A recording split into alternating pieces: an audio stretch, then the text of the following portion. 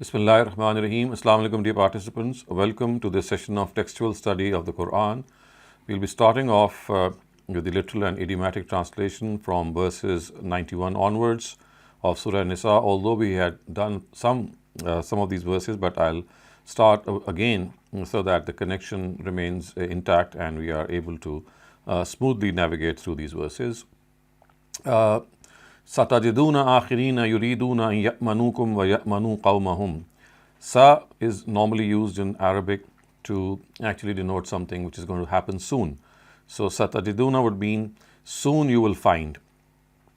Soon you will find akhirin, others, yuriduna, who want an, that, ya'manukum, you make peace with them, or who want to make peace with you actually. You'll find other people who would like to make peace with you. Wa ya'manu qawmahum. Wa and ya'manu, make peace, qawmahum, with their own qawm, with their own nation. So idiomatically it would mean soon you'll find others, akhirin, others, who would like to make peace with you and also make peace with their own nation. Kullama, whenever, ruddu, they are turned, ila, towards, al-fitna, trial. So whenever they are turned towards a trial, urkisu, fiha, they plunge, they are caught, fiha, in it. Fa, therefore, in, if, lam, not, ya'tazilukum, they do not dissociate from you.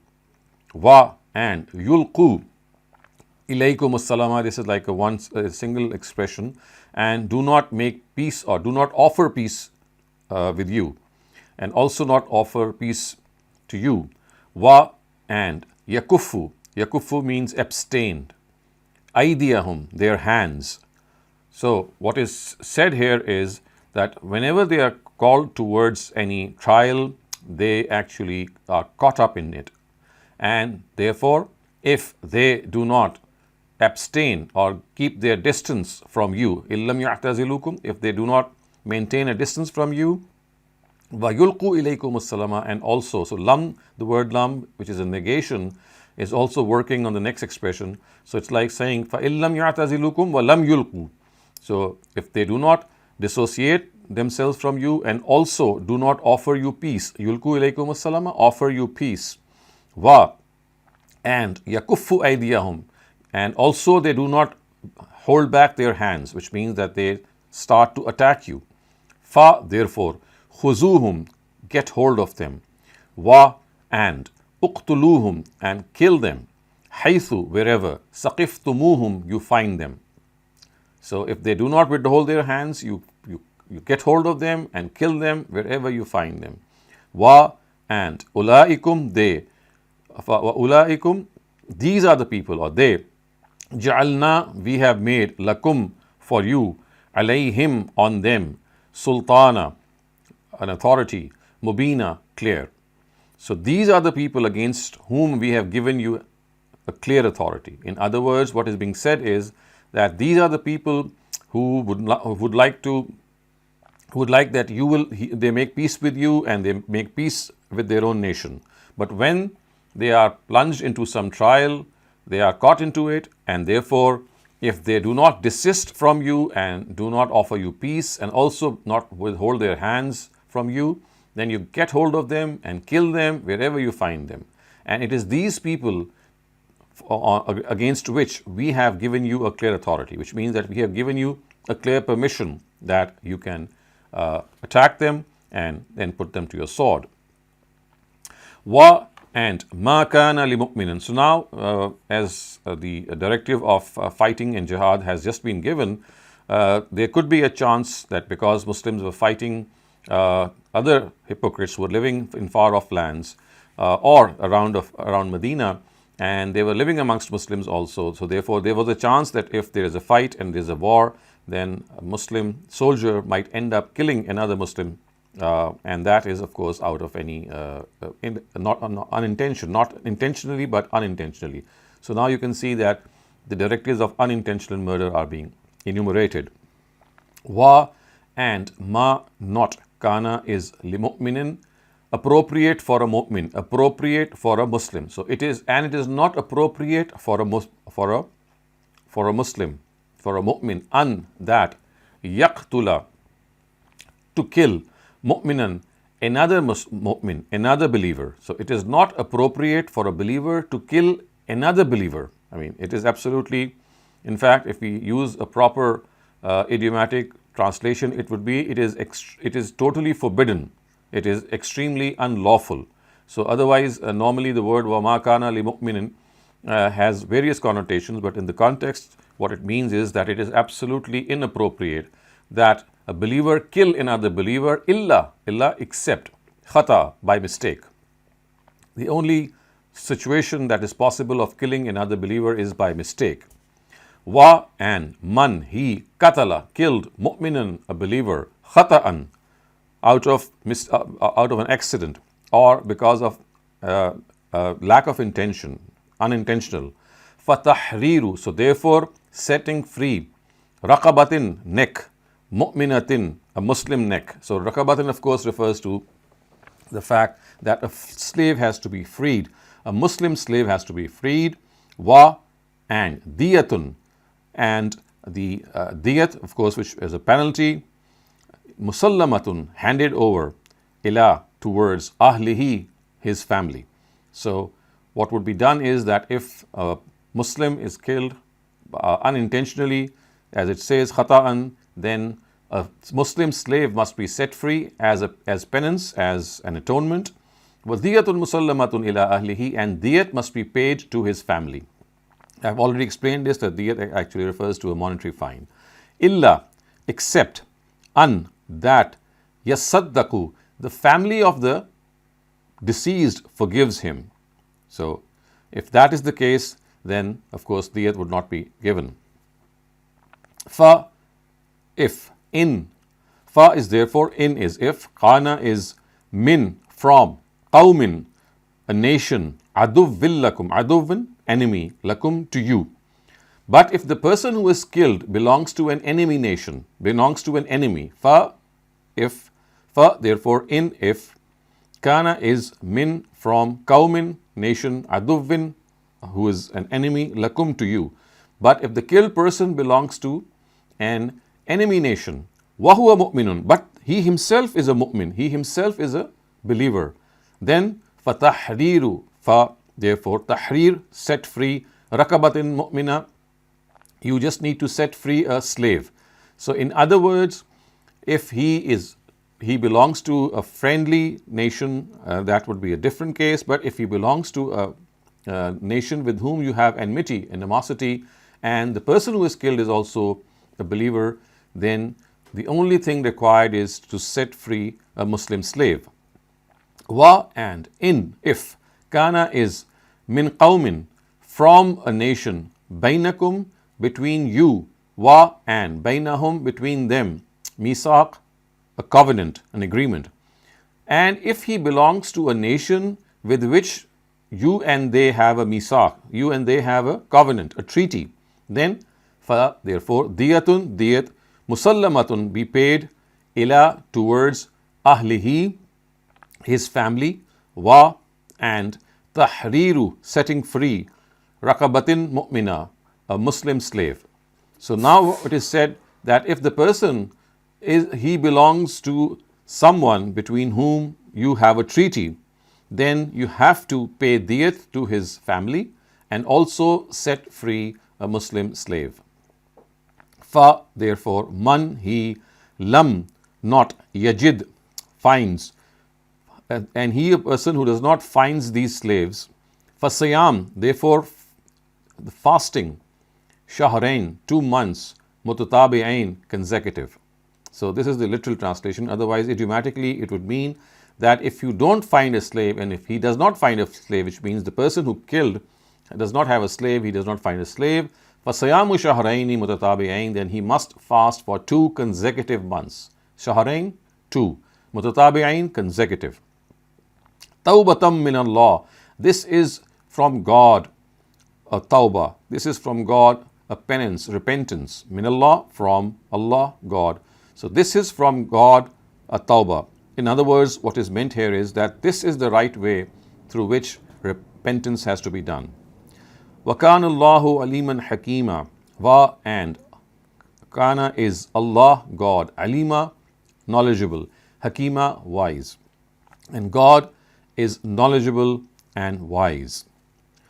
Wa and man, he, yaqtula, kills, mu'minan, a believer, muta'ammidan. Muta'ammidan means deliberately, intentionally. So prior to these, to what we are just studying, we found that basically the penance and the punishment of killing someone unintentionally is being discussed. But now this verse discusses the penance. It discusses the punishment basically of a deliberate murder, of an intentional murder. So it is said, وَمَنْ يَقْتُلَ مُؤْمِنًا مُتَعَمِّدًا, and man, he, yaqtula, killed, mu'minan, a believer, muta'ammidan, deliberately. Fa, therefore, jaza'uhu, his reward, Jahannam, is hell. Khalidan, forever. Fiha, in it. And he will remain in it forever. In other words, the crime of intentionally killing a believer, it carries a punishment of eternal hell. Wa, and ghadiballahu, and God's ghazab and God's anger, alayhi, on him. So not only will he face eternal and condemned to eternal hell, he'll also face the wrath of God. The wrath of God will be on him. Wa, and la'anahu, his curse also. So you can see how grave this crime is, that eternal hell is something that person will face. Also, the anger and the curse of God will be on him. Wa, and a'adda, he has prepared, lahu, for him, azaban, a torment, azima, great. And he has prepared for him a torment great, which means God has prepared for such a person a great torment. Ya ayyuhallazina amanu, iza zarabtum fi sabilillahi fatabayyanu. Ya ayyuhallazina amanu, O you who believe, iza, when, zarabtum fi sabilillah. This is like a single idiom, which means that when you go out for the cause of God, which means in this context to wage war, fatabayyanu, fa, therefore, tabayyanu, investigate, find out. Wa, and la, not. Taqulu, you say, liman, about him, alka ilaykumus salama, who says peace to you, who says salam to you, lasta mu'mina, lasta, not, mu'mina, mu'min, lasta means you are not, mu'mina, believer. So in other words, what is being said is that believers, when you wage war for the cause of God, fully investigate who is in front of you. And if someone says assalamu alaikum to you, do not reply lasta mu'mina, that you are not a Muslim, you're not a believer. Tabtaghuna, you want, aradal hayatid dunya, the provisions, arada, provisions, al hayatid dunya, the life of this world. And you want the provisions of the life of this world. In other words, the context shows that if because of the greed of the spoils of war, Muslims or believers, they wage war, and when they find someone who says salam to them, they, instead of sparing that person, they go on to kill him, then this is something which is not warranted, because now their purpose is to gather the spoils of war. That is why it is said, tabtaghuna aradal hayatid dunya, you want the provisions of this life. Fa indallah, fa, but, in the, with, Allah, God, but with God, maghanimu. So maghanim, of course, being the spoils, kathira, lot. But with God, there are a lot of spoils, which in other words means that you are after the spoils of this war. And for that, you're even going as far as to kill someone who says salam to you. This is not a correct attitude, because you know that as far as these spoils are concerned, as far as these treasures are concerned, they are in a large quantity with God. Fa indallahi maghanimu kasira. So with God are kathir, in abundance. These maghanim, these spoils are in abundance with God. Kazalika, in this way. Kuntum, you were. Min qabl, before this.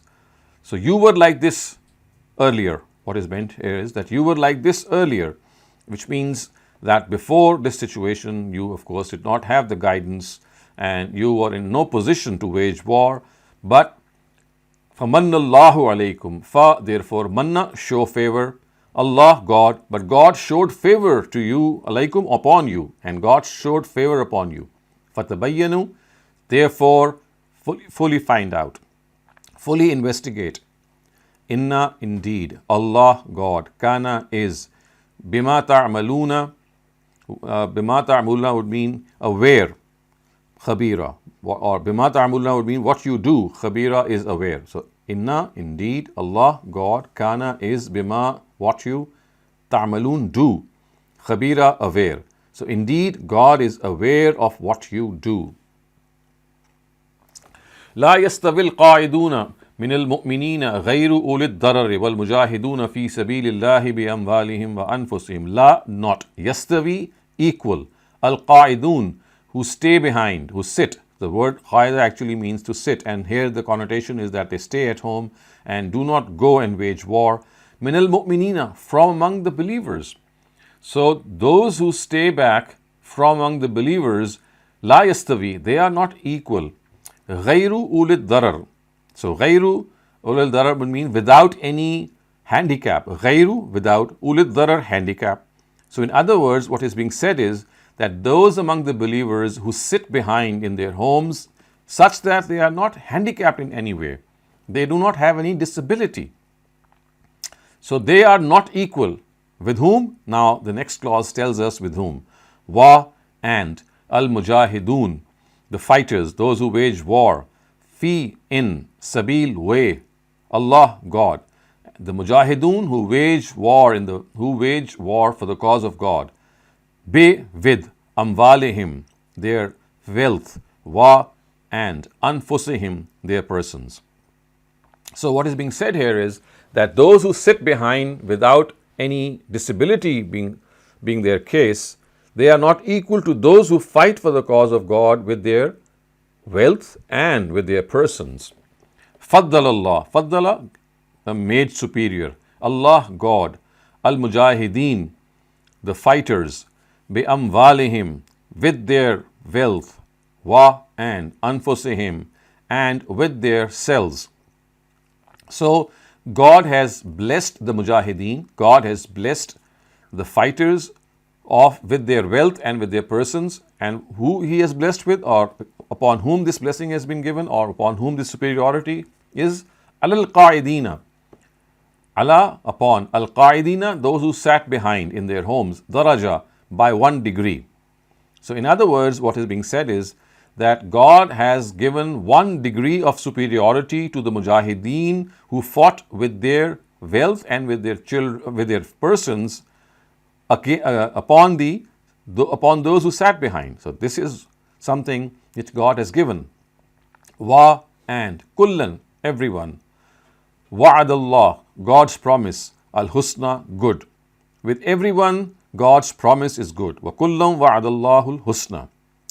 Wa, and, faddalallah, God has bestowed His blessing, al-mujahideen, upon the mujahideen, upon the fighters, upon the soldiers, ala, upon, al-qa'ideen, those who sit behind, who stay at their homes, ajran azima, with a great reward. So the faddalallahu al-mujahideen al-qa'ideen daraja, and so it is said that the reward of those mujahideen upon those who sit behind is far greater, is much, much greater. Ajran azima, it is very, very high. Darajatin minhu wa maghfiratan wa rahma. Darajat, high ranks. Minhu, from God. Wa, and, maghfirah, forgiveness. Wa, and, rahma, mercy. So they will have ranks, high ranks, and mercy and forgiveness from God. Wa, and, Kana Allah. Kana is Allah, God. Ghafoor. Ghafoor means forgiving. Rahima, merciful. And God is forgiving and merciful. Inna allazina tawaffahumul malaikatu zalimi anfusihim. Inna, indeed, allazina, those who tawaffahum, are given death, al malaika, by the angels, zalimi anfusihim, in a situation that they have been unjust to their own selves. Zalimi, unjust, anfusihim, to their own selves. In other words, those whom the angels give death, such that these persons to whom death has been given have been unjust to their own selves. Qalu, they say, Fima, where? Kuntum, you. So where were you? So in other words, people who are given death by the angels in such circumstances that they were being unjust to their own souls. So these angels will ask them, Kalu, they will ask them, Fima, where? Kuntum, where were you? Kalu, they will reply, Kunna, we were mustaz'afin, helpless. We were helpless. Fi, in al-ard, in the land. So Qalu kunna mustaz'afina fil ard would mean they said that we were helpless in the land. Kunna mustaz'afina fil ard, we were helpless in the land. Qalu, the angels will then remark, Alam takun, was not ardullah, God's earth, was not God's earth, wasi'a, vast, fatuhajiru fiha, so that you could have migrated in it. So we have already discussed this, that people who will be persecuted and they did not leave their place in spite of the fact that they could have left their place. This question would be posed by the angels to them when they would be claiming their souls, that why did you not migrate in the earth of God, in the land of God, because it was vast and spacious? What was the reason that you did not go there? Now the answer is not even heard from them, and the Quran delivers its own verdict. It says, Fa, therefore, ulaika, for their ma'wahum, their ma'wa means their abode actually, and hum means there. So their abode is Jahannam, is hell. So people who do not migrate, such that they are being persecuted, and they do have a place to migrate. If they don't migrate, then the Quran says that this is a grave sin. So فَأُولَٰئِكَ مَأْوَاهُمْ جَهَنَّمْ, for them hell is the abode. Wa, and sa'at, very evil. Masira, a place to live, a place to return. And that is a very evil place to return, which means that's a very evil place to live. Illa, except. Al-Mustaz'afin, the helpless. Minar Rijal, from among men. Wan Nisa, and from among women. Wal Wildan, and from among children. So now an exception is being sounded here, that people who were able to go and migrate, and they still did not migrate, for them the punishment of hell would be there. But those who were helpless from among men, women and children, la, not yastati'un, they had the position or the power, hilatan, to make a strategy, wa, and la, not.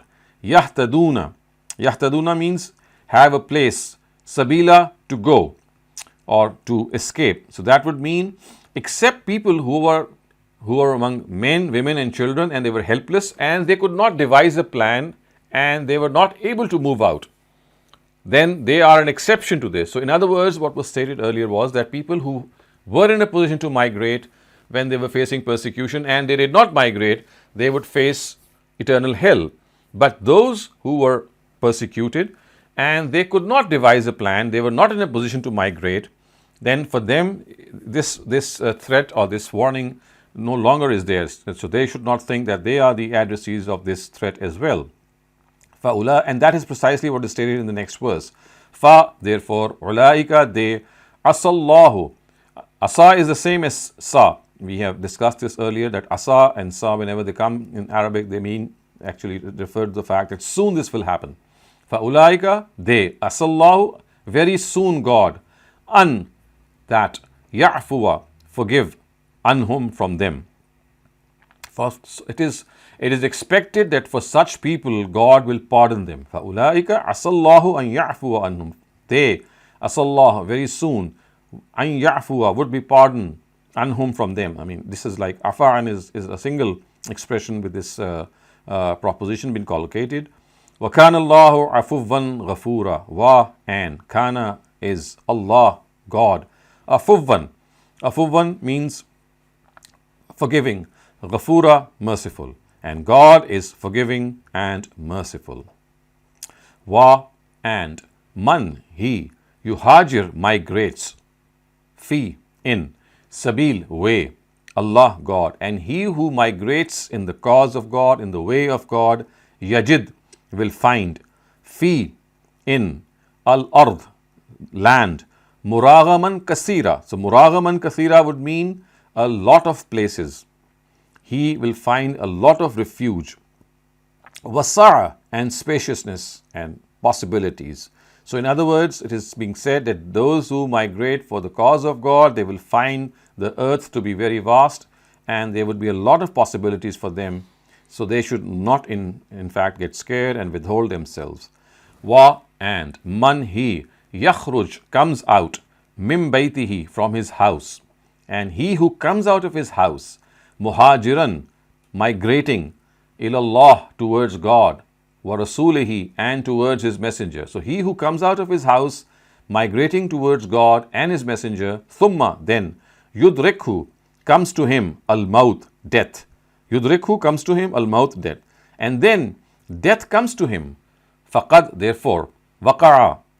Waqa'a would mean has become mandatory.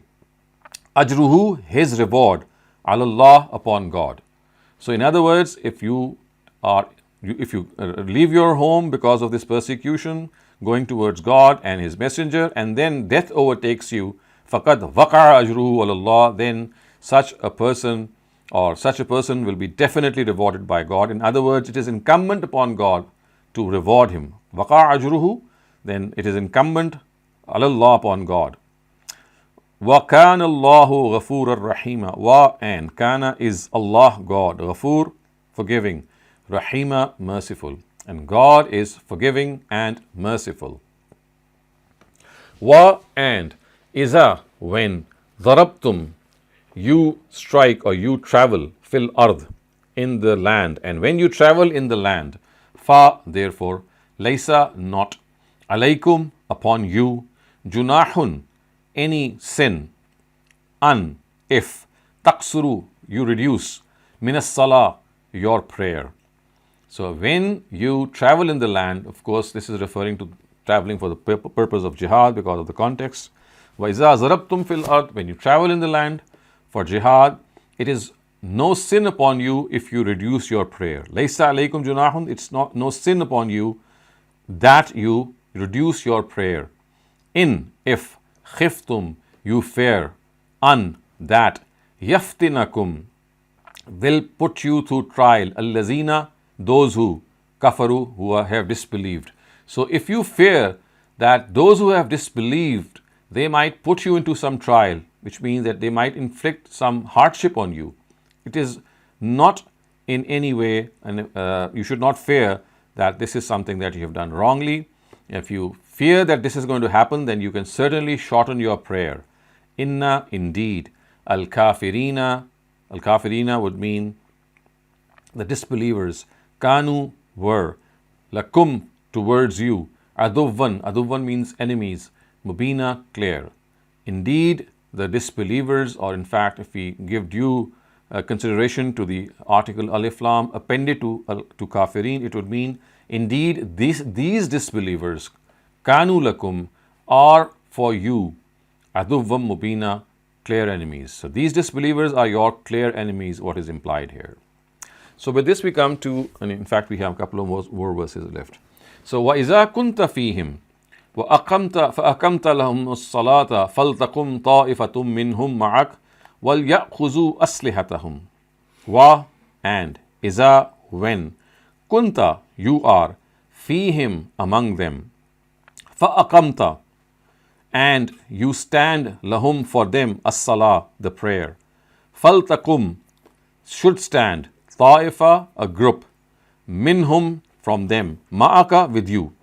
So when you stand for prayer among them, then a group of people should stand with you. Wa, and, al-ya'khuzu aslihatakum, they should actually hold on to their asliha, to their weapons. They should hold on to their weapons, which this means that if the time of the prayer arrives and the Prophet is among them, then obviously everyone would wish that he would pray behind the Prophet. So the methodology is being suggested here is that you should get hold of your weapons, don't lay them down. Fa, and, iza sajadu, when it prostrates, fal yakunu, it should go, min waraikum, behind you, wal ta'ti, and should come, طائفة أخرى, the other group, lam yusallu, who did not pray, fal yusallu, therefore they should pray, ma'ak, with you, wa, and wal ya'khuzu, they should get hold of, hizrahum, their weapons, wa aslihatahum, and their ammunition. So in other words, one rakat each would be prayed, and then the other rakat would be completed by the taifa, by the group. Wadda allazina kafaru, wadda intends, allazina, those who kafaru, disbelieved. So those who disbelieved, they want, law taghfuluna, if you are oblivious, if you are not paying attention, if you are in some sort of ghafla, an aslihatikum, from your asliha, from your weapons. So those who have disbelieved, they want that if in some instance, at some instance, you are not fully attentive to your weapons, wa amtiatikum, and your gear, fayamiluna alaykum maylatan wahida, fayamiluna alaykum, they will attack alaykum, you, maylatan wahida, in a single way, in a single strike. They will really cut short of you, or they'll try to cut short of you. Wa, and la junaha alaykum, la, not, junaha, sin, alaykum, upon you, in, if, kana bikum, is upon you, azam min matarin. So azam min matarin would mean rain has caused any problem to you. So if heavy rain has caused any problem on you, stricken you, min matarin, of course, refers to the fact that from among the rain, anything which is from rain, it causes you some heavy loss. Aw, if kuntum, you are marda, are sick, an, that, tada'u, you put down, aslihatakum, your asliha, your weapons. So in other words, what is being said is that there is no offense upon you if you put aside your weapons, if you are afflicted whenever there is heavy rain, or if the people or the soldiers are inflicted with some illness. Wa, and khuzu, take hold of, hizrakum, the things that can protect you. So your protective gear, like your shields or your armor, you should not put them down. Yes, you can put down your weapons, but do not put down your protective gear. Inna, indeed, Allah, God, a'adda, has prepared, lil kafirina, for these disbelievers, azaba, torment, muhina, humiliating or disparaging. Indeed, God has prepared for these disbelievers a disparaging punishment. So with this, we come to an end to the idiomatic and literal translation. And if you have any questions regarding this literal and idiomatic translations, please raise them now. Thank you very much, Dr. Saleem. Our first question comes from Shaban Ansari. Please go ahead. Assalamu alaikum. Please go ahead. Ji, walaikum assalam. अच्छा ये सवाल मेरा ये था कि वो जो कत्ले अमद की सजा है ना 2 महीने के लगातार रोजे, तो उनकी क्या मतलब वो किस तरह रखे जाएंगे? लगातार रखे जाने के होते हैं कि बीच में गैप भी आता है? No. The Quran has made it a point that they have to be mutatabi'in, which means they have to be consecutive, one after the other. If you leave one, then you'll have to start all over again. ये तो काफी सख्त सजा है कि मतलब बीच में एक भी छूट I गया mean, the offense is also very grave. You are killing a believer, so the punishment is in proportion to the offense. अच्छा, और वो जो हिजरत के लिए जो एक तो मुस्तज़फ़ीन और ख़वातीन हैं जो नहीं कर सक रही हिजरत, लेकिन जो जिनको सज़ा की बात की जा रही है कि उनको आखिरत में सज़ा मिलेगी, तो वो क्या अपने बिजनेस और रिश्तेदारों की वजह से हिजरत नहीं कर रहे हैं? क्या बात है वो? Number of reasons. Yes, because of a connection with their old brethren, their ties with their old brethren, or because of the fact that they do not want to leave their possessions, because you see, you get attached to your houses and your possessions and you don't like to leave them. But a more grave reason was that their ties with their people who were living there were very strong, and they did not want to in any way sever those ties. Thank you, shukriya. Thank you very much. Ammar Rasul, please go ahead. Dr. Sab, I have two questions. One is, why does God in these verses specify punishments regarding killing other Muslims? Why is there a particular reason for that? Like why there is eternal hell and damnation for killing a Muslim deliberately? What about killing a non-Muslim deliberately? And my second question is, sir, specifically about this verse which says that if you are being persecuted and you do not leave that area, then when you die, you are going to be given hell. My question to you is that, is this pertaining to a particular nation in that time or in the past, or does it apply to present day as well? For example, would it apply to people of Iraq when they were being bombed, or of Syria, or of Palestine? So let me answer your second question first. So you see, this directive of migration in the case of persecution means that you're not being able to practice your religion freely. If that is the case, and you also have the means and resources to migrate to a safer place which welcomes you and you can stay there and practice your religion fully, this threat and warning actually relates to such people who, in spite of having a place to go where they are welcomed, they choose to live in the same land, and they say, okay, we will practice religion in a compromise situation. Because remember, when a person is being persecuted, what does happen? He would not fully practice religion openly, and so many parts of religion would be left unpracticed. So the Quran wants us to fully follow the religion as much as we are able to, and the only concession is when we are not able to migrate to a land. So when there is a place available for you to go, the place also welcomes you, or if it does not welcome you, at least it is vacant and you can go and occupy it. So the Quran wants us to go there so that we can practice our religion freely over there. But in our countries today, of course, it's a different scenario. There are a lot of international laws now. We have international boundaries. There were no such international boundaries in those times. Wherever a person would go, normally he would occupy that land and he or she would become the owner of that land. But this no longer is the case. So today, by analogy, wherever Muslims are persecuted, if they also have a place to go and they have the means to go there, like for example, some country welcomes them that, okay, we will give you asylum, you can come to us, and still they don't go, and they choose to live as a persecuted community, it is then that this threat or warning would apply to them. Otherwise, of course, if they have some legitimate excuse, which in most cases would be that there is no country to welcome them, there is no place for them to go, and they don't have any means and resources to go there, then in such a case, this would not apply to them. And your first question was? Yes, I remember that. You said that why is it that eternal hell is promised for killing a believer but not a disbeliever?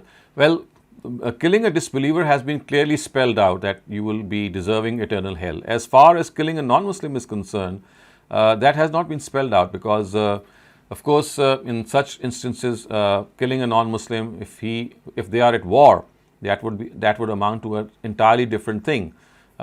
Killing someone when you are at war with people would not be an offense because now you're at war.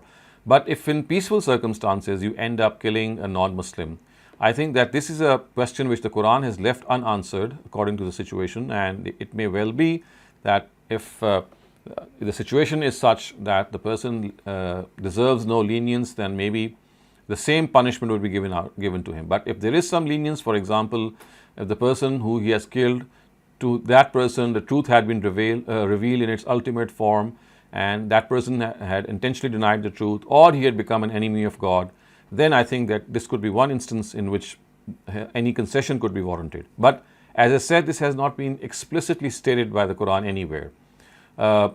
Intentionally killing Muslims is something that has been stated. Otherwise, the only chance that normally arises in killing a non-Muslim would be when a non-Muslim is living as a minority, or non-Muslims are living as minority communities in Muslim lands. So, of course, their worldly punishment, we know that would be the one that has been concluded as a treaty with them. But as far as their punishment in the hereafter is concerned, as I said, there is silence on it. And of course, this is a decision that God will have to take, or is going to take, keeping in with the circumstances. Thank you very much. Dr. Saleem Akram Bhatti, please go ahead. Assalamu alaikum, sir. Wa alaikum assalam. Sir, in ayah number 101, Allah says, when you're traveling, it's permissible for you to shorten the prayer, especially when you fear the attack of disbelievers. So does that mean that these days, when we are traveling and we have no fear of being attacked, we should say the full prayer, complete the prayer, or still we have the option to? So, I mean, basically, the reduction in the prayer has been mentioned in the Quran regarding jihad, regarding the fact that when you're traveling for the purpose of jihad, this is what the Quran mentions.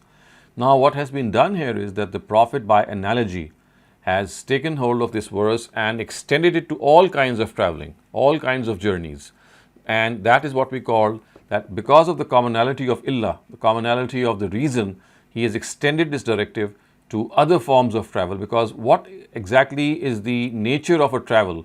It is that discomfort that you have, that lack of safety at times, that you're not fully comfortable when you're traveling. So this is lack of discomfort that is found in the journey that was undertaken for jihad, for which the Quran has given a clear directive. But the Prophet actually made it analogous to all other journeys wherever there was some discomfort. So now, by analogy, all those travels and journeys in which there is some discomfort, and as long as that discomfort exists, it could be for a couple of days, it could be maybe nothing at all. So basically, these shortening of prayers or qasr prayer has now been made conditional to the fact that you feel that discomfort. So when you feel that discomfort, you can shorten the prayer. And as soon as that feeling of discomfort goes away, then the full prayer has to be offered. So that means that if we travel by air and by Of course. car and that. So if we travel by air or if we travel by car and we don't feel the discomfort of the journey, and we are fairly comfortable, we are fairly easy, there's nothing that is pushing us in any way, mentally also we are calm, then there is no need to shorten the prayer. So you see, this shortening of the prayer basically is dependent on the fact that when you go on a journey, as is the case with jihad, there is a certain amount of uncertainty and discomfort. So the Prophet took this from the Quran, and he has often done this that by actually regarding things to be analogous to other things as well. He has included in this sphere or circle of directives some other directives as well. So basically, praying in qasr or praying while shortening the prayer while traveling is something which the Prophet has deduced by analogy from this directive of reduction of prayer while traveling for jihad. So it is still allowed but not compulsory that you must shorten the prayer. It's just allowed. It's like a concession given to you, and that concession has to be benefited from as long as the reason for that concession is there, which is discomfort. If there is discomfort for 10 days, it could be availed. If there is no discomfort for, let's say, even a single day, then it should not be availed. Jazakallah. So that was the question. Thank you very much. Thank you very much. Similar to that, someone's asking, what's the correct guidance on fasting during traveling nowadays? That is the same. The Quran has mentioned that وَإِن كُنْتُمْ عَلَى سَفَرٍ, it's particularly mentioned that if you are sick or traveling, then fasting is something that you have to, if you want, you can avail that concession. But it's not that in per se that you are traveling and you don't avail that concession. For example, if you feel that you can keep a fast, then you can go ahead and keep the fast. Thank you very much. Shabnam, please go ahead. Thank you Mariam sir मेरा question indirectly related है आज के lesson से sir ये questions हुए मुस्लिम और non Muslims को कत्ल करने के रेफरेंस है तो सर इसी के रेफरेंस से एक हदीस पे आजकल थोड़ी सी कंट्रोवर्शन चल रही है कि जिसमें फेमस हदीस है कि प्रॉफिट सल्लल्लाहु अलैहि वसल्लम ने फरमाया कि मोमिन वो है जिसके हाथ और जुबान से दूसरे मुसलमान या लोग महफूज रहें सर अब ये कुछ लोग कह रहे हैं कि वो इसमें मुस्लिम का वर्ड है कि सिर्फ मुस्लिम है और कुछ लोग कह रहे हैं कि नहीं अन्नास का वर्ड है कि तमाम लोगों के लिए है तो सर आप काइंडली इस पे थोड़ा I think basically, whatever the Prophet said, the crux of the spirit or the essence of that is that no person, whether he is a Muslim or non-Muslim or belongs to any faith, should be under threat from the tongue or the action or the deeds of another Muslim. The other person should feel safe from the tongue and from any action that a Muslim should undertake. So it's not just the Muslim. Because of the fact that the Prophet was speaking to Muslims at that time, So at times the word Muslim has been used, but if you look at the essence is that no one should be harmed by you, whether this harm comes from your tongue or from your hands or from anywhere. Your aggression should not be something that should be faced by other people, regardless of their religion. Right sir, but अभी हम बात कर रहे हैं कि उनके murder पे कुरान खामोश है नॉन मुस्लिम्स के आखिरत में, तो सर फिर वो पीस तो ना हुआ ना कि हम समझ सकते हैं कि शायद इतनी सख्त पनिशमेंट ना हो। अल्लाह को चाहिए था तो जो इनोसेंट नॉन मुस्लिम है उनके लिए। जी सर, अब बताएं sir. Correct. You are very right here that non-Muslims who are innocent, so that there is something that should have been, maybe it should have been mentioned here. But I think, as I said, you see, we are talking about a specific situation in a Muslim society where this is happening. So whenever this situation was related to non-Muslims, it was always in the case of war. So that is why it has not found its mention in the Quran, that wherever non-Muslims are discussed, their murder, so to speak, is discussed. It is discussed only in the case when war is being waged against them. The case then when non-Muslims are living as a minority amongst Muslims never arose in the time of the Prophet, or nor in the time of the Quran. So you see, they were not living as a minority. Non-Muslims were at war throughout the Prophet's era. Either they had to accept faith or face destruction. So you see, you have to understand the whole context of the Quran. And that is why the Quran gave that directive, that when non-Muslims are there and you're fighting with them, then this is how the whole matter would be resolved. So because of the fact that non-Muslims, when they live as a minority amongst Muslim lands, it took place much later, that we just cannot, that is why it is not mentioned in the Quran. But it does not mean that if it is not mentioned, then the fate could be something different also. It could very well be that the fate would be same. But as I said, you see, you have to understand that the Quran is basically a book of dialogue. It's a book of conversation. It's a sermon between 7th century characters of Arabia. So it will discuss things which happened in that situation, in that time, amongst people who were living there. The question that we are now facing is what happens when non-Muslims are intentionally killed by a Muslim. So of course their worldly punishment is something that can be given. They could be treated in the same way as Muslims are. But as far as their hereafter punishment is concerned, the Quran could not have commented on that, because that situation never arose in the times of the Prophet. In fact, it never arose in the times of the Khulafai Rashideen as well, because you see, until the Khulafai Rashideen, the whole directive was that the mushrikun, the idolaters, they were to be put to death if they revert back to their religion, and the people of the book, upon them, on whom the Itmamul Hujjah had taken place, jizya would be imposed on them as a sign of their humiliation. They would be jizya would be imposed on them. So, as I said, that this is something that is still a matter of discussion, and I would think that, although it has not been explicitly mentioned, but this does not mean that a lack of mention necessarily means that they have a lesser value. They were like a protected minority. Thank you very much, Dr. Saleem. So in relation to that, someone's asking, wouldn't Allah know it would happen and then should have preemptively answered? That is something that God could have answered this question. See, a lot of things which relate to the hereafter will end up being opened there. So remember, in this, we are more concerned of the safety of the non-Muslims in this world. So they will be given full protection. No one can harm them. But if someone harms them, yes, they might be killed. A Muslim might be killed in return for that. But what will be the punishment of that Muslim in the hereafter? So that is something, because we are not absolutely given any news. As I said, it doesn't mean that, we should regard them to have a lesser value. So even preemptively, at times, it's not the style of the Quran to mention things preemptively. Remember, this is only something which will happen when you think that the Quran is going to give you guidance for all times to come, for everything, come what may, for every era. This is a misconception about the Quran. The Quran is giving you eternal guidance on many issues, but you see, there are still many issues which the Quran is silent upon. For example, the inheritance of an orphan grandchild. This is a very serious issue which has arisen, and because the Quran is silent, many jurists deprive an orphan grandchild of any inheritance, and others they say that, well, this is a matter of ijtihad, and in this case, such and such would be its inheritance or his inheritance. So you see, there are issues that are at times mentioned in the Quran, and at times the Quran is silent. But as far as the worldly scenario is concerned, it does not leave out anything. So we are specifically concerned here regarding what will happen to such a Muslim in the hereafter. And that is something on which the Quran is silent. Thank you.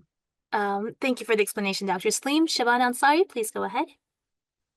ये कसर नमाज के बारे में जैसे है ना कि अगर ट्रैवल करना है तो जैसे जोहर और असर की पता है कि असर रास्ते में होगी तो हम जोहर के साथ असर मिला लेते हैं और उसको मतलब कम भी कर देते हैं नमाज को। लेकिन बाज दफा इस तरह होता है कि घर में बहुत सारे काम होते हैं, तो ये होता है कि कभी ये होता है कि जोहर का टाइम आखिर में मैं नमाज पढ़ रही होती हूँ, तो साथ ही असर का टाइम क्योंकि आजकल मौसम दिन छोटे हैं तो वो शुरू हो जाता है, तो क्या Correct. जोहर के फौरन बाद साथ ही उसको मिला के पढ़ लूं, मतलब कसर नहीं, मतलब पूरी? Yes, that is possible. I mean, that is possible.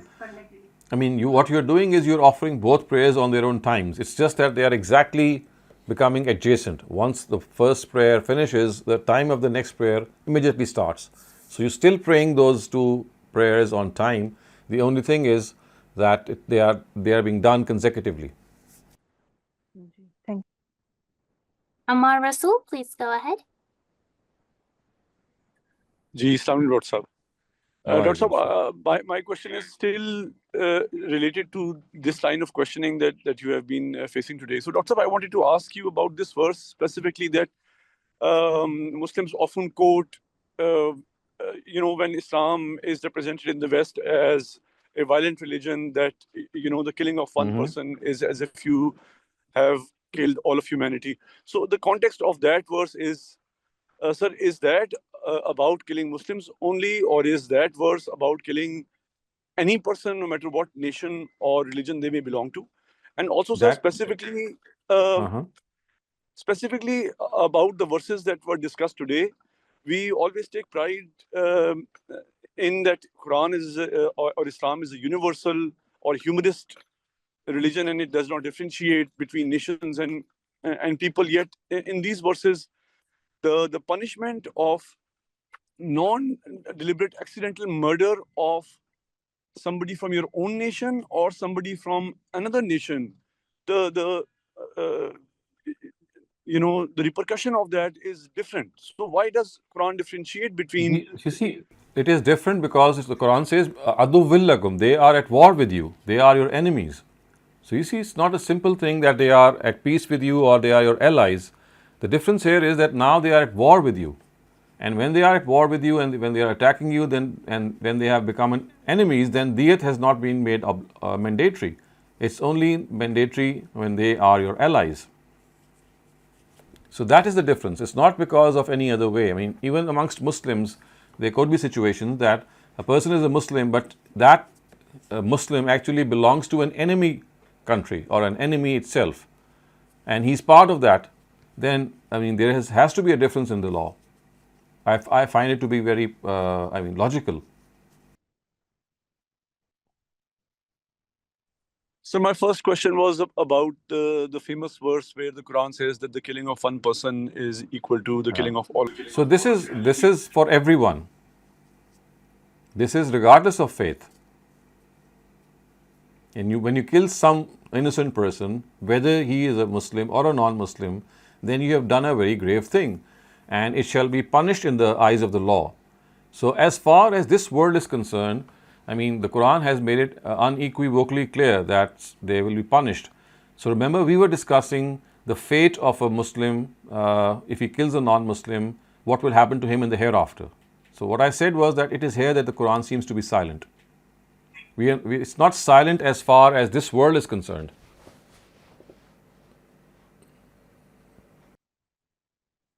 Ammar Rasul, did that answer your question, or do you have a follow-up? I have a very quick follow-up, sir.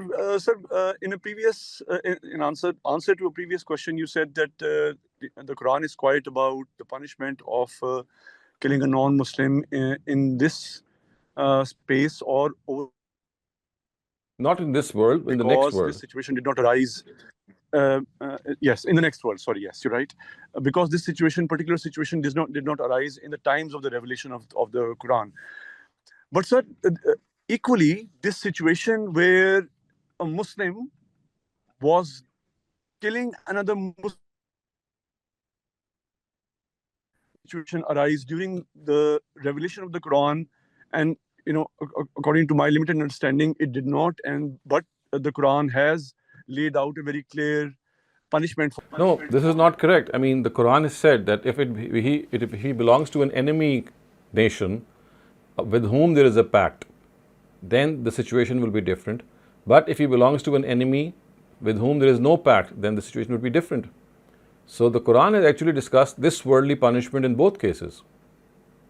If you read those verses again, you'll find that as far as killing a Muslim is concerned, without any deliberation, without any intention of doing that, so the Quran has categorized it, that what will happen if that Muslim belongs to a country or a people with whom you are at war, who are your enemies. What will happen then?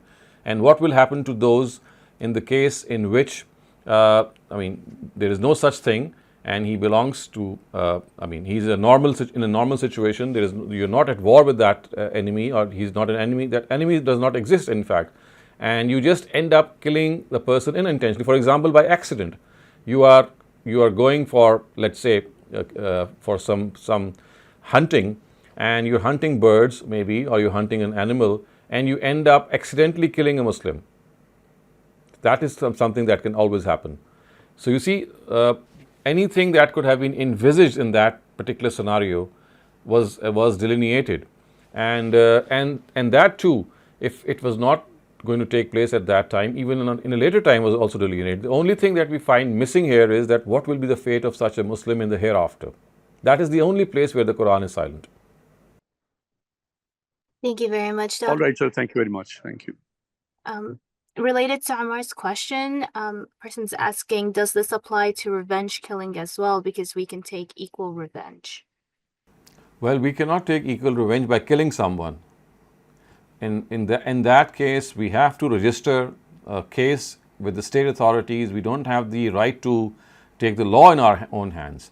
Taking revenge actually refers to situations in which you are not doing anything which is immoral. For example, if someone has slapped you, you can maybe slap him back.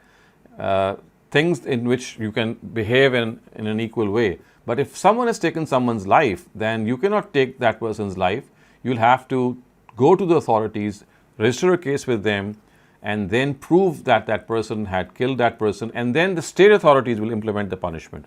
So we have not been given this leverage to implement that punishment ourselves. It has to be from the state. Thank you very much, Dr. Saleem. Salman Aziz, please go ahead. So just a comment, which Amar have already said, that regarding the killing of non-Muslim, I think the principle has been clearly depicted by the Quran, that killing or saving one person is like killing or saving the whole humanity. The principle is quite clear. The principle is clear regarding this world. Yeah. Sure. So his question related to the hereafter. Yes, sir. So my question is that during the time of Hajj, people generally give logic about the Qasr and Jama during the Hajj days, basing their logic on these particular ayats.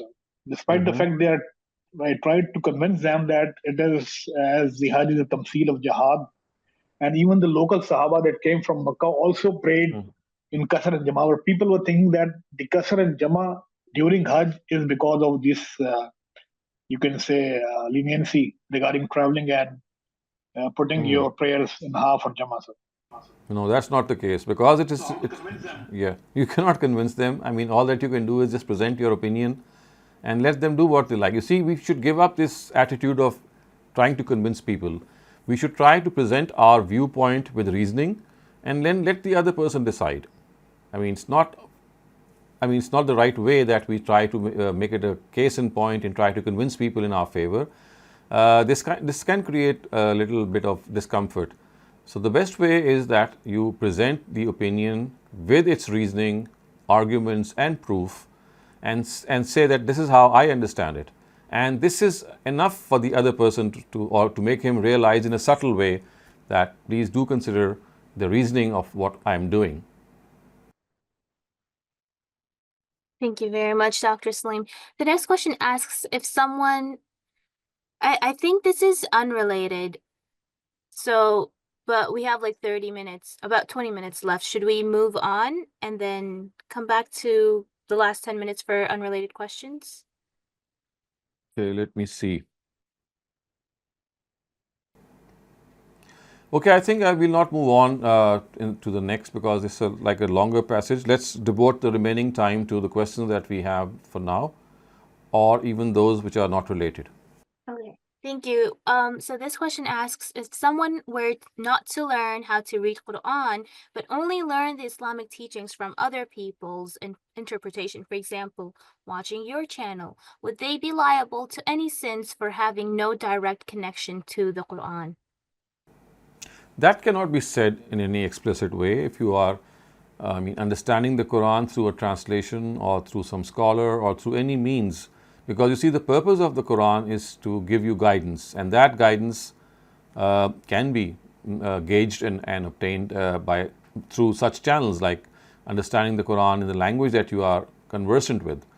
When I say that Arabic is something that every single Muslim should consider very seriously learn, the reason for that is that, you see, it's like a bonus. It's like something that you should be really inspired, because the words of God, when they land in your heart, then when they make room in your heart, they have a very special impact. The translated word will, of course, still have an impact. It will still give you some guidance. But imagine if God is speaking to you and you are directly understanding what He is saying to you, then the difference between the first situation and this situation is that the impact of those words on yourself would be so strong and so potent that you would be driven to follow what these words say. It's like being impelled into action. It's like being inspired into following what God is telling you. So there is this gap that does arise, and I think that instead of confining ourselves to a lower grade, because this is not what human beings are in their normal lives. We all want to become high achievers, isn't it? We would like to become good professionals. We would like to become good parents. We would like to become the best of the best. And we do try to become the best of the best in our remaining spheres of life.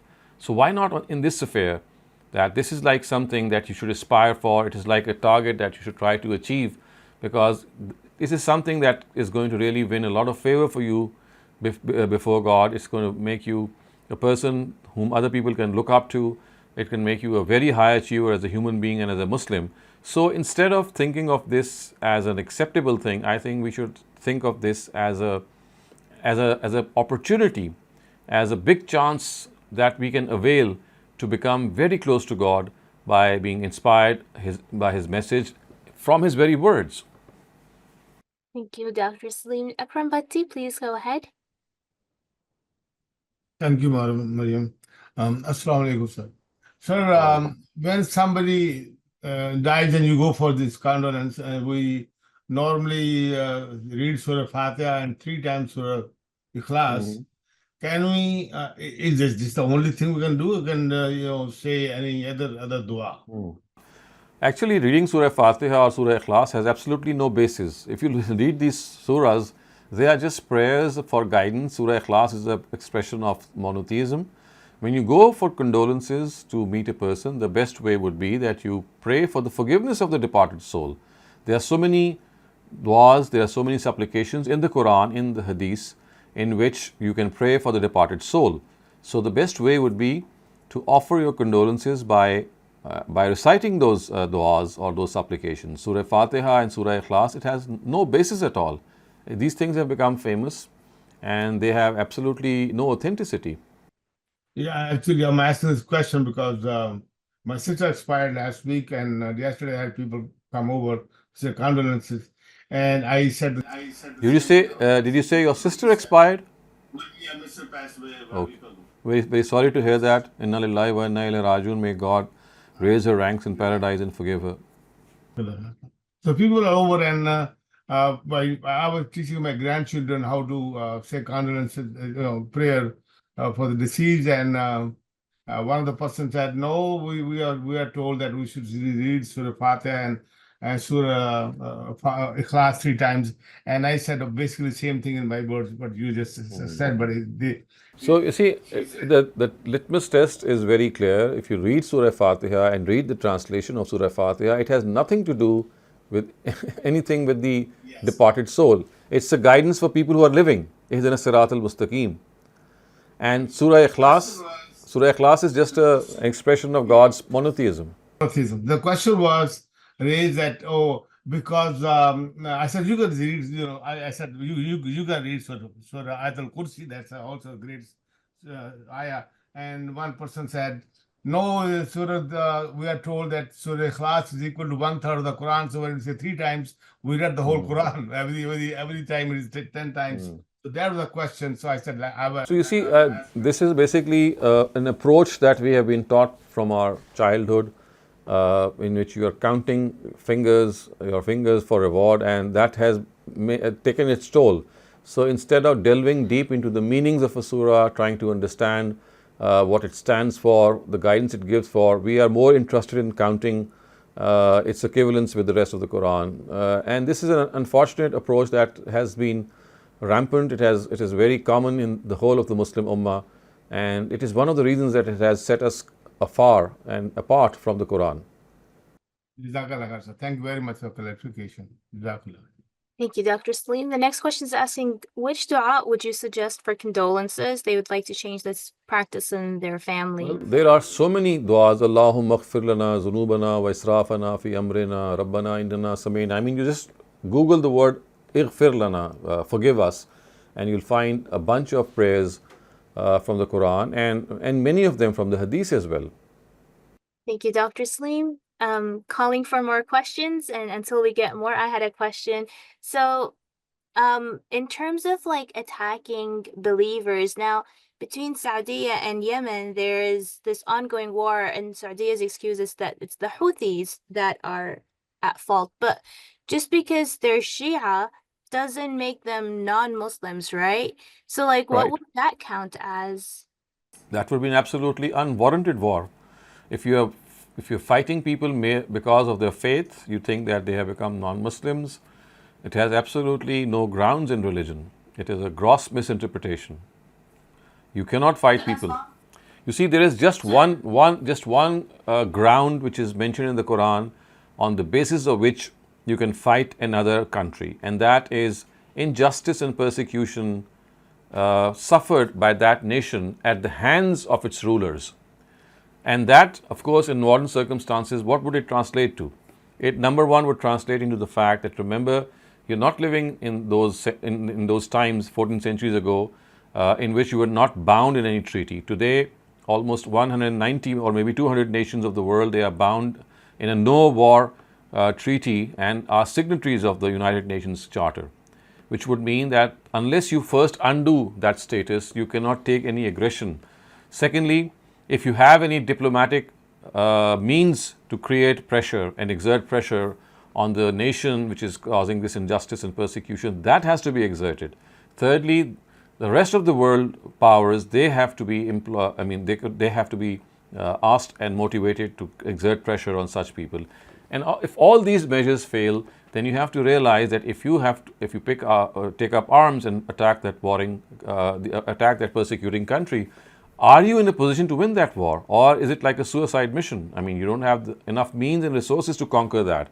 So if you think that you have, then after fulfilling all these conditions, that is the only grounds on which you can attack any nation, whether Muslim or non-Muslim. Other than that, on the basis of faith, on the basis of extending your territory, or any other basis, it's simply not warranted by religion in any of these cases.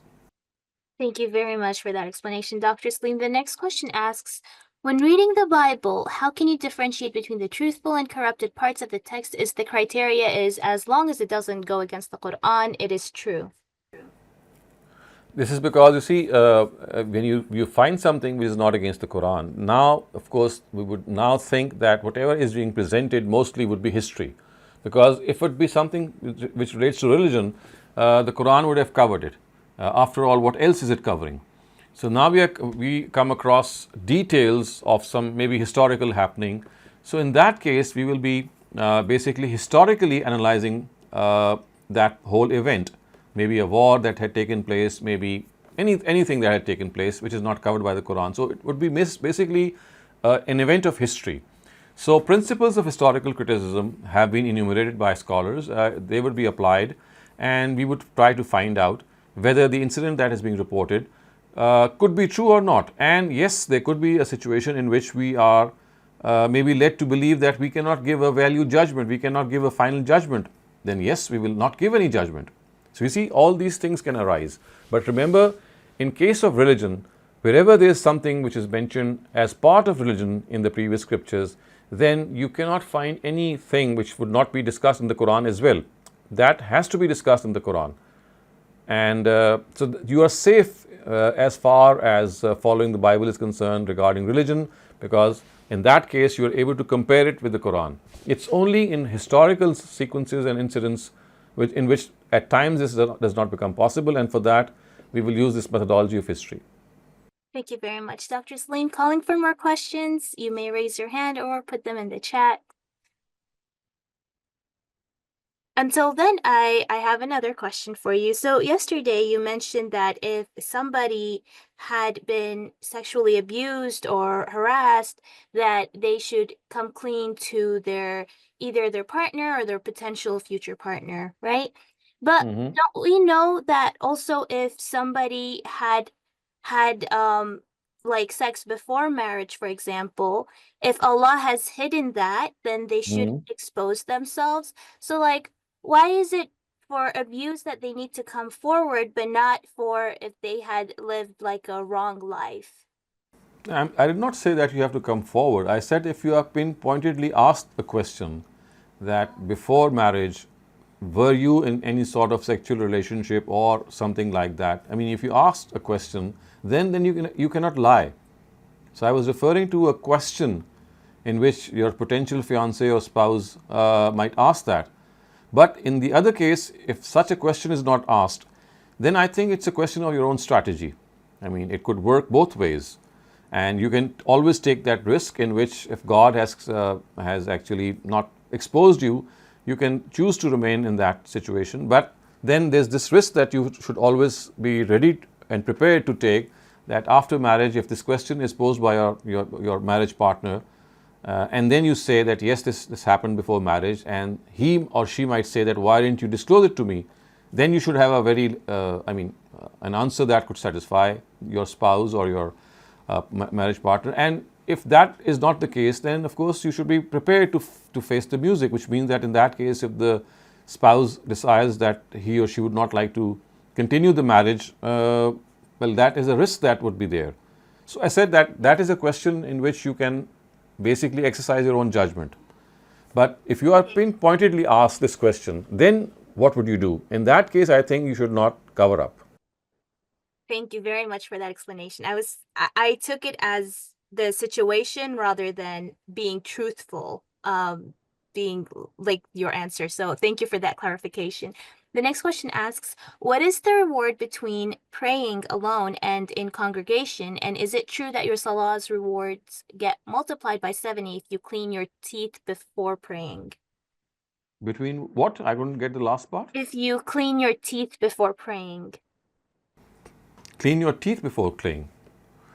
I mean, yeah, like if you do miswak. I mean, if you do miswak or you clean your mouth, that is an independent act of virtue. It's not going to in any way affect your prayer. As far as your prayer is concerned, it will be rewarded on the basis of your concentration and attention to the prayer. And yes, what we have been told is that praying in congregation would earn us much more reward. In fact, there are ahadiths of the Prophet which tell us that the extent of reward would be like 28 times or 27 times the reward of an individual prayer. And I think it's understandable also, because when you pray in congregation, you go and make an effort, you stand amongst people, you go to the mosque, for example, and for that It's just a simple question of going to your room and offering the prayer. Now you're making an extra effort, and plus you are coming in contact with other believers, as a result of which you might know their situation, and if there are people in need, you might go forward and help them. So there's a whole bunch of things that comes as a package when you pray in congregation, and hence we have been told that it is much more rewarding. Thank you, Dr. Saleem. Shabnam, please go ahead. Thank you Mariam sir ये मेरा question दुआ इस्तिग़फ़ार के बारे में है sir we have been told कि मरने के बाद हमारी अमल का रजिस्टर बंद हो जाता है फ्यू थिंग्स प्रॉफिट ने एक्सेप्शन बताई जो बेनिफिट करती हैं सदक़े जारिया इल्म या जो दुआ हम करते हैं तो सर हमें बताया गया कि हम उनके लिए दुआ कर सकते हैं जाने वालों के लिए और प्रॉफिट से भी जो हदीस में मिलता है कि उन्होंने शुहदा के लिए और मरने वालों के लिए इस्तिग़फ़ार किया तो सर जो कॉमन इस्तिग़फ़ार के अल्फाज हमें हदीस वगैरह में मिलते हैं सर वो तो मोस्टली ऐसे हैं कि we are asking forgiveness for ourselves अस्तगफिरुल्लाह अल्लज़ी वगैरह तो सर फिर हमें कोई ऐसा हमें क्या वर्ड्स खुद चूज करने पड़ेंगे कि जिसमें हम You will find these words in the Quran. Rabbana ighfir lana zunubana. And at another place it says, Rabbana ighfirna wal ikhwanina allazina sabaquna bil iman. Forgive us and forgive the people besides us. So if you just Google ighfir lana or ighfir lahum, you'll find that there are du'as which are not merely for your own self. In fact, they are du'as that include yourself for maghfirah and also people who have passed away. For example, the famous, very famous dua that has been taught to us in the case that someone has passed away, Allahumma ighfir li hayyina wa mayyitina wa shahidina wa ghaibina, which means that God forgive our living and the dead and those who are present and those who are gone. So it's like a general blanket of things that has been presented. Thank you, sir. Jazakallah. Thank you, Dr. Saleem. I have another question for you. So when people say that when people die and they're in their graves now and people are going there to give them their condolences or doing prayers for them, that the person who's dead can hear what's going on around them. It doesn't make sense to me biologically. Could you please explain? That's not true at all. You see, as soon as a person dies, his soul is claimed by the angels, and after some intermediary steps in which he or she is shown the ultimate place where the resting place would be in the hereafter, they are just put to sleep in the land of Barzakh, and they don't even know what's going on. And in fact, we have been told in the Quran that once they wake up and they'll be given new physical forms, they will say that, well, I just went to sleep. It was just a moment ago that I had gone to sleep. So it would be like a deep slumber. It would be a very long time, but it's like the same thing that when we go to a deep sleep at night and we wake up in the morning, at times we feel that we had just slept, whereas maybe 8 hours would have passed. So in a very similar way, when people will get up on the Day of Judgment, although they might have slept for thousands of years, but they will feel that they just went to sleep a while ago. So the Quran is explicit in telling us that, they become inaccessible biologically. Of course, the body decomposes, it decays in the grave, and the soul is no longer with the body, because it is a soul that makes the person hear something. When the soul is not there and you have a lifeless form there, it's incapable of hearing anything. So that doesn't happen. It's more of wishful thinking. Thank you, Dr. Saleem. The next question asks, is it permissible for artists to hint towards underlying sexual themes with symbolism without explicitly showing it in a piece of media, or would that still be considered indecent and vulgar? Well, in such subtle forms of art, the best judge is one's own conscience. I cannot give a value judgment. I think it's the person himself who knows what nudity is, or maybe vulgarity is, or indecency is. And as I said, this is something regarding which a person should ask his or her own conscience. Thank you, Dr. Saleem. Rafia Khwaja, please go ahead.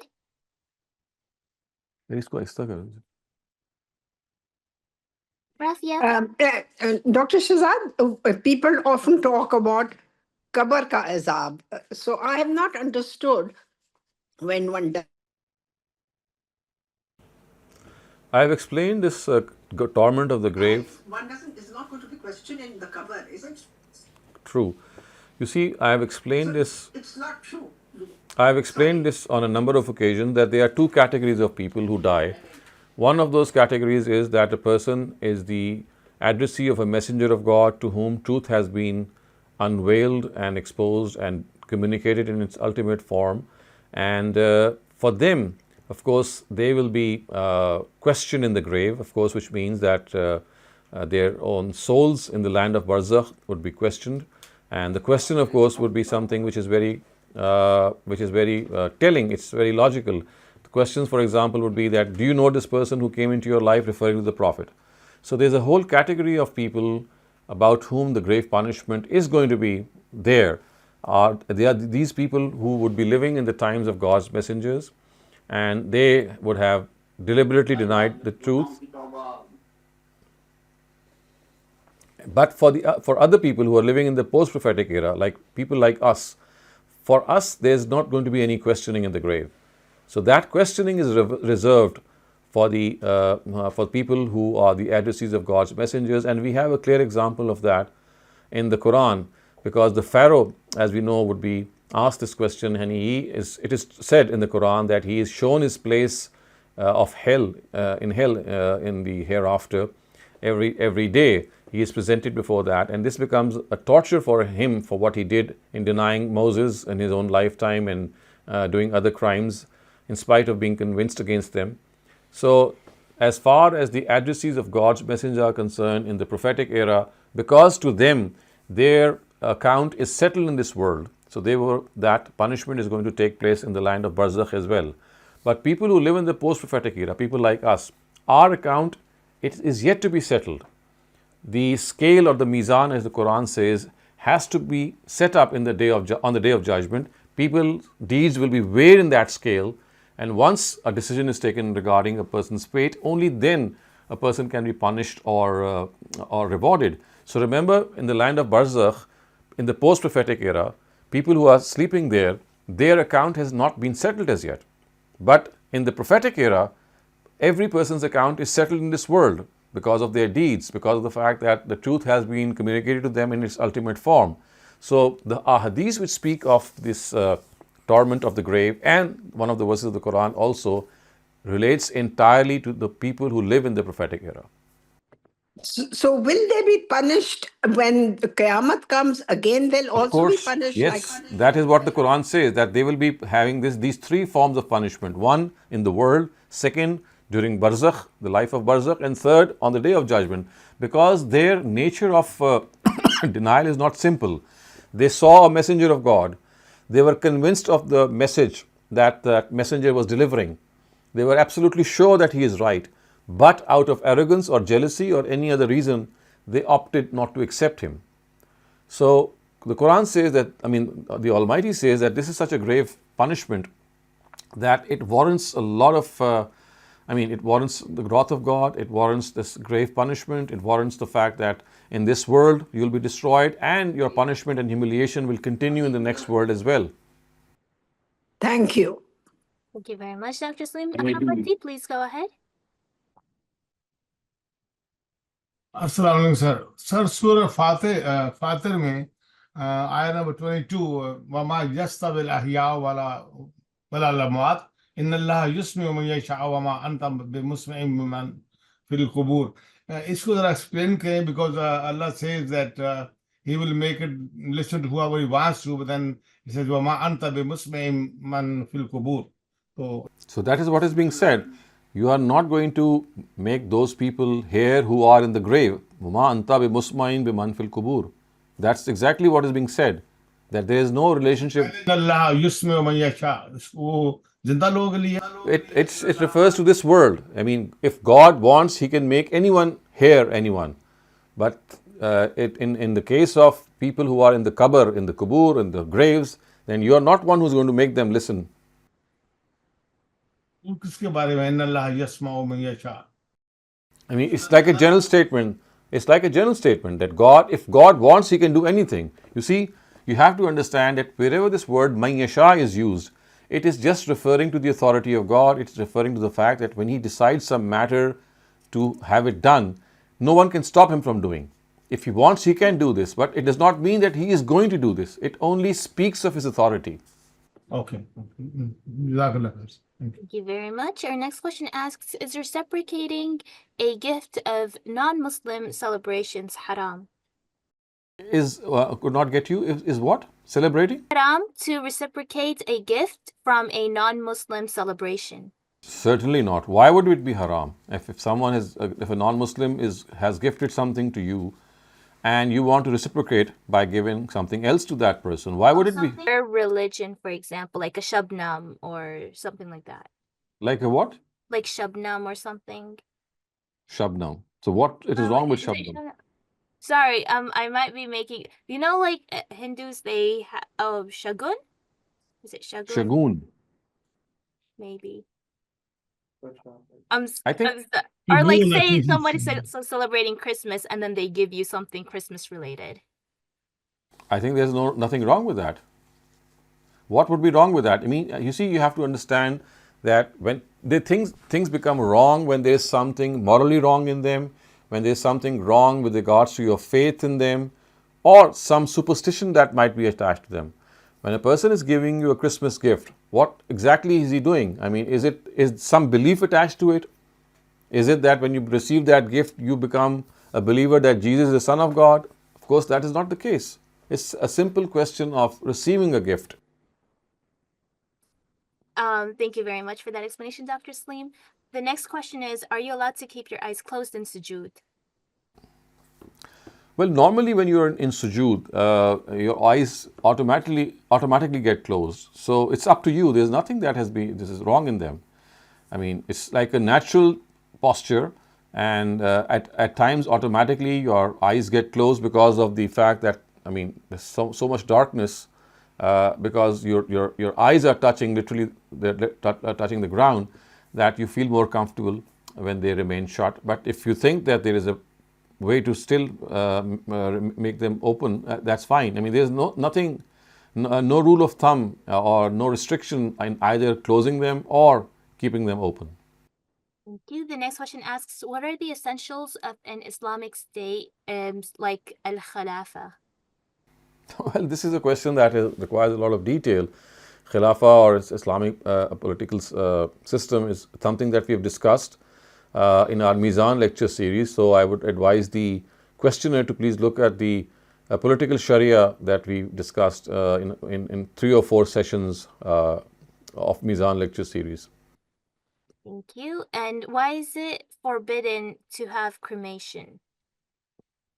Well, it seems that the sunnah of the prophets of God is that they would like to consign ourselves to the grave, because it's like from dust thou art and to dust thou returnest, as the Bible also says. And also it seems that the Quran wants us to realize that we have come from this mud and clay and we are going to return to this clay.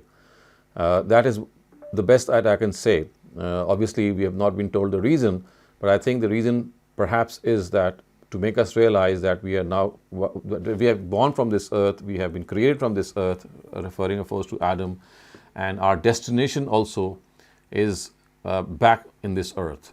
To give us this inclination, to give us this idea that we are, going to be returned to our own origin. Thank you very much, Dr. Saleem. That was it for all of the questions today.